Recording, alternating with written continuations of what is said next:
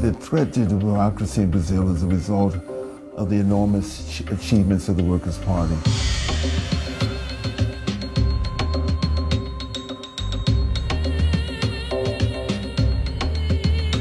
Brazil has an election on October 7th, and this is a very big election for a number of reasons. This one is a really unusual election because, first of all, the most popular candidate, the former president Lula Da Silva, is in jail, and he would have won the election by all the polls if he had been allowed to run. In the first decade of the 21st century, they reduced poverty, they had a vibrant economy, they extended their relationship with other countries in Latin America. The Workers' Party was first elected to the presidency with Lula in 2002, and then he was re-elected, and then he could only serve 2 consecutive terms. And so in 2010, one of his ministers, Dilma Rousseff, ran, and she won, and then she won again in 2014. Now that period was a very successful period for social and economic progress in Brazil. And then in 2015, there was a recession, and the right-wing opposition parties to Dilma, who was in office, took advantage of that, and they impeached her. They didn't really have a crime. They accused her of a kind of an accounting manipulation, which all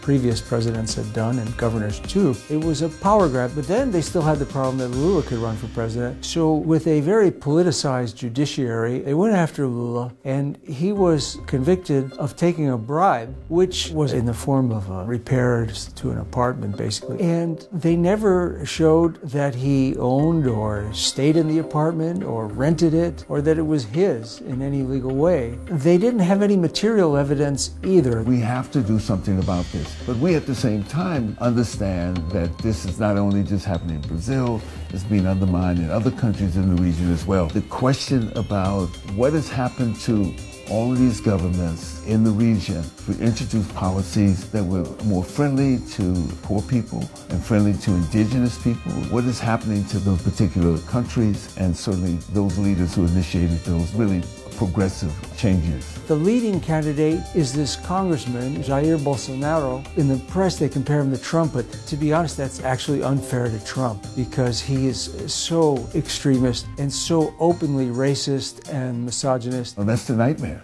Basically, what he represents is the same kind of ideology of Donald Trump. He's extremely to the right. He certainly has attacked not only African religions, he's also called for the intervention of the military as well. You have to remember this country is a relatively new democracy. It's only 30-something years since the dictatorship. Progressives have to be concerned not only what is happening here in the United States, but also concerned about those who are progressive in other countries in Latin America as well. And certainly Brazil is one of those progressive forces.